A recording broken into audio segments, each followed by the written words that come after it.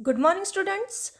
Myself, Dr. Varsha Zope from Jalgaon, and I am delivering here a lecture on detection of beta galactosidase enzyme under laboratory condition. We all know that beta galactosidase is produced only and only by those organisms which resides inside the intestine of a mammalian body.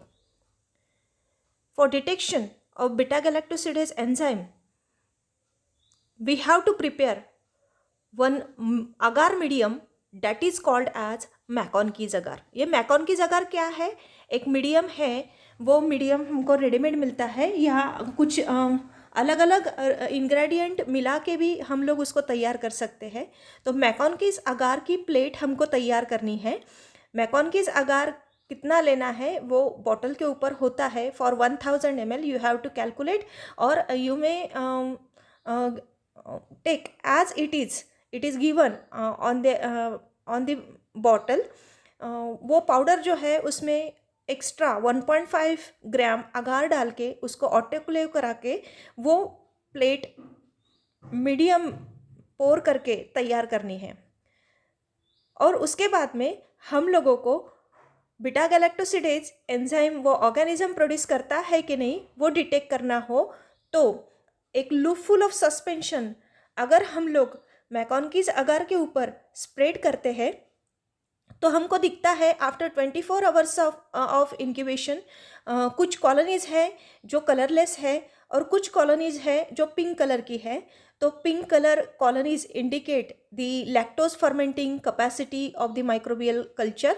और अगर lactose fermenting capacity अगर वो दिखाता है तो definitely it has a capacity to produce the enzyme beta galactosidase. इसी से वो लैक्टोज शुगर यूटिलाइज करता है and those colonies which are present over the same medium but they are lactose negative that indicates that there is absence of beta galactosidase enzyme by that particular culture because it do not have a genetic machinery for production of beta galactosidase enzyme and thereby utilization of lactose sugar.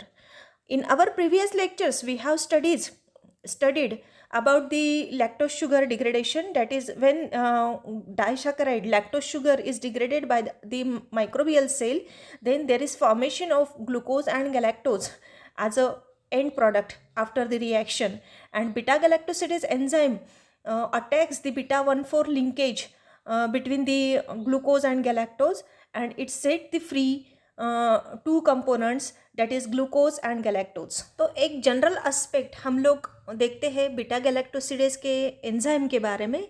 तो ये enzyme जो है it belongs to the hydrolase type of class. अगर enzyme का classification करते हैं तो hydrolase type का जो क्लास है उसके अंडर में बीटा गैलेक्टोसिडेज आता है और उसका अगर सिस्टमेटिक नेम अगर हम लोग देखेंगे तो वो है EC3.2.1.23 बीटा गैलेक्टोसिडेज।